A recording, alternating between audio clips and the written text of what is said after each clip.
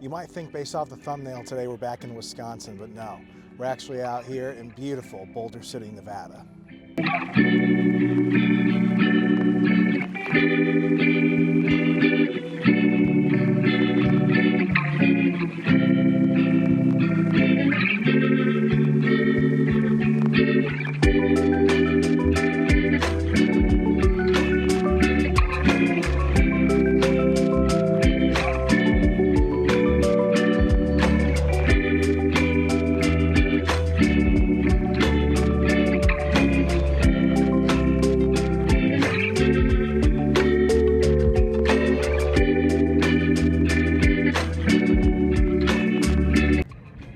So I've got Jules with me, and we're out at the Spring Jamboree and Car Show out in Boulder City.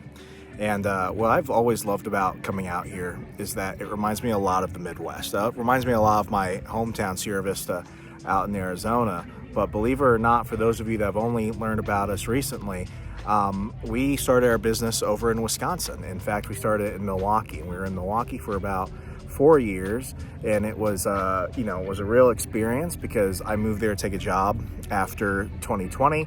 That's where we lived together when we got married and everything, and then eventually in 2025 we decided to move out to sunny Las Vegas. But I still have a sweet spot for that. And out here in Boulder City, we've got a couple of different breweries, and it always reminds me of the brewery that I used to be a part owner of in Milwaukee. Now, believe it or not, beer in Milwaukee isn't just, the thing that draws people. It's the lifeblood of town. And in 2022, I went ahead and I joined about 30 other folks to become partial owners of a craft brewery called MobCraft Beer. And it was a awesome experience. Sadly, MobCraft went out of business in November of 2024, and that was actually one of the deciding factors that led us to moving out to Nevada. And the couple years that I was one of the owners of MobCraft, it was a great experience. Got to meet many people. Juliana and I got to put together Christmas Advent beer calendars one year. How many Advent calendars do you think you put together that Christmas? Maybe 100. Maybe 100, maybe 200. We would be out there from 9 a.m. till about 5 p.m. for about a week straight with about a dozen other people just putting those beer calendars together, and I loved it. And I look back at that time of my life really fondly because it was when I started getting involved with understanding how that whole industry worked. That was one of the seeds that really inspired me to later become an entrepreneur. So today I want to go ahead and actually share 5 of the lessons that I learned by being one of the owners of MobCraft, how it's not only influenced my business, but the things that other businesses can go ahead and take away from that time when I don't know, it sounds weird, it almost sounds like a TV show. I once owned part of a Milwaukee-based brewery. Let's get into it.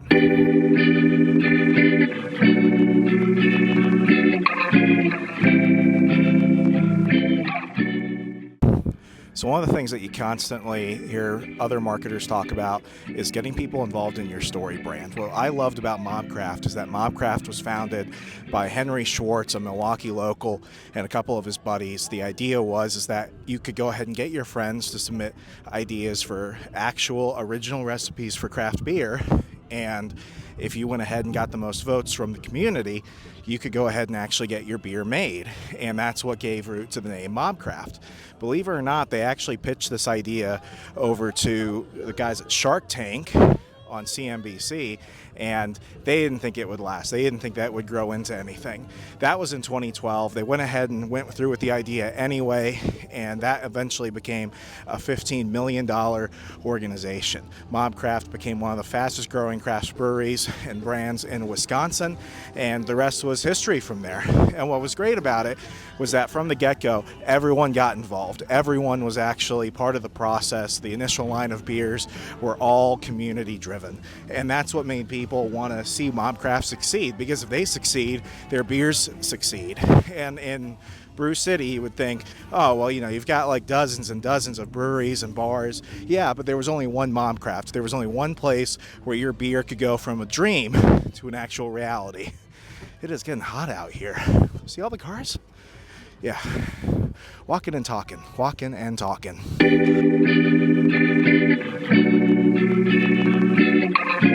So here was the other thing that made MobCraft so special. It was the fact that they knew that to get community actually involved, you had to get the community out. Well, there were hundreds of bars in Milwaukee where you would just show up, you might do a trivia night, but most of the time you're watching a Brewers game or a Packers game. That's nice to a degree, but that's not necessarily the most inviting thing. That's certainly not how you go ahead and create a community. So what MobCraft did was different. They went ahead and held concerts on the streets, block parties. They even went ahead and did masked luchador wrestler fights. I know, in Milwaukee of all places, that was not what you would typically get, but that's what made them unique. That's what made them cool and kooky, and people wanted to be part of the story. When you bring people out and you have them create shared memories, that's what makes everything worth it. So MobCraft had the story, but MobCraft also had the community that they developed by bringing people in. It wasn't just about the beer, it wasn't just about the great food, it was about the nights, the moments, the days, the events that made it so much special. And that's what I loved about it. So if you're trying to actually go ahead and form a community, it's one thing to go ahead and say it, it's one thing to go ahead and do it online, which is incredibly important, but bringing people out into the real world, getting them to actually have fun in the sun or indoors together, especially in Milwaukee where they were so close to American Family Field and the Harley-Davidson Museum in the heart of the 3rd Ward, the historic district. That's what made it so special, and that's what made them stand out.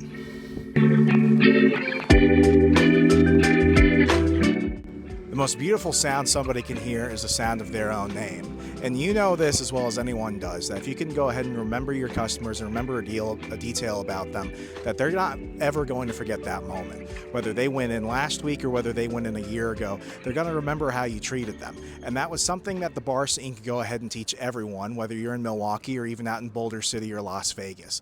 What the culture tried to set was something kind of like a Chick-fil-A standard. Try and remember your customer's name, introduce yourself, and I mean, really think about that. When was the last time you went somewhere, whether it was a restaurant or a bar or a hotel, what have you, and somebody actually remembered your name and introduced themselves and actually tried to learn something about you?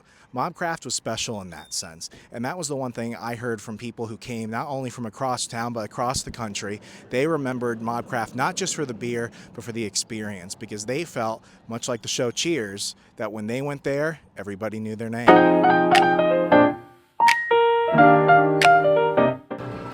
So I know for a video about beer, you would think that I would go ahead and get a cold one at this point, but no.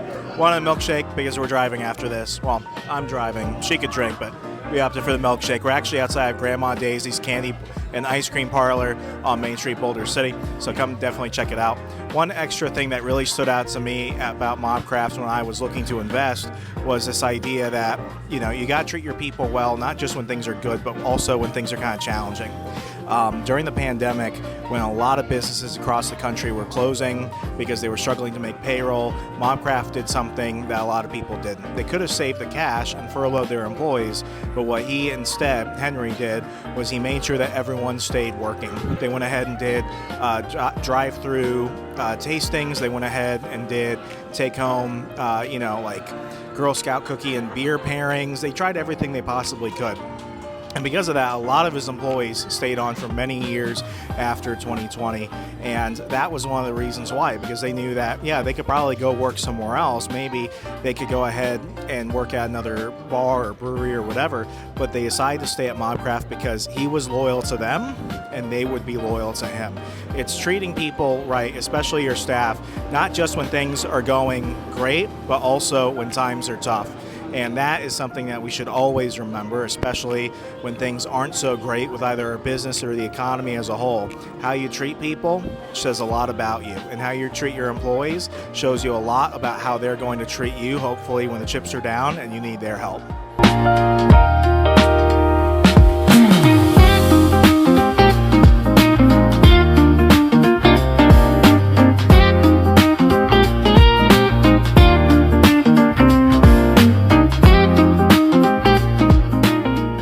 Speaking of kindness, another thing that really stood out to me about Henry and the staff of MobCraft is that they were incredibly generous. One thing they did was every quarter they went ahead and paired up with a local charity, and they donated some of the barroom profits to that. Occasionally they would also team up with a nonprofit and have a specialty labeled beer named after them, and proceeds of that beer would go out to the charity or nonprofit they were working with. So that was a great way to get people involved. That was something really unique that only MobCraft really did, and that struck out to me because they were so grateful for the community that helped them rise in 2012 to help keep them live past 2020 when things were really rough.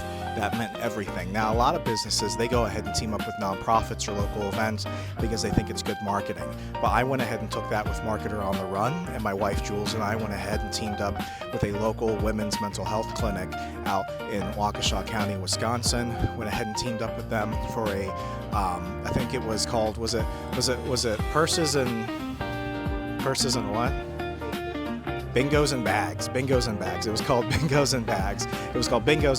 And that was a great event. And it went ahead and helped provide mental health services for a lot of women in the Waukesha County community and greater Milwaukee. That was just something that we were passionate about. It was something we were very happy to do. They were our first charity in 2025 when we moved to Las Vegas. We teamed up with another charity called Troops of Paws.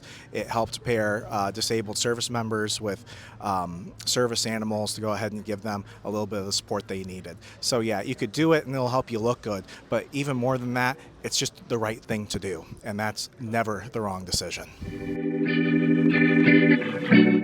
So there you have it, walking around Boulder City, Nevada while thinking about Milwaukee, Wisconsin. Hope you enjoyed this. Those are the 5 lessons I learned when being beer guy for a little bit. Everyone loves being the beer guy. I was a part owner of a Milwaukee brewery, and even though it's no longer around, it's something that I will always remember. We had some great memories while we were there, and those lessons live on with me, and I hope that they are some that maybe you can go ahead and take home. So we are driving back to Vegas. Thank you for watching again. Have a good one.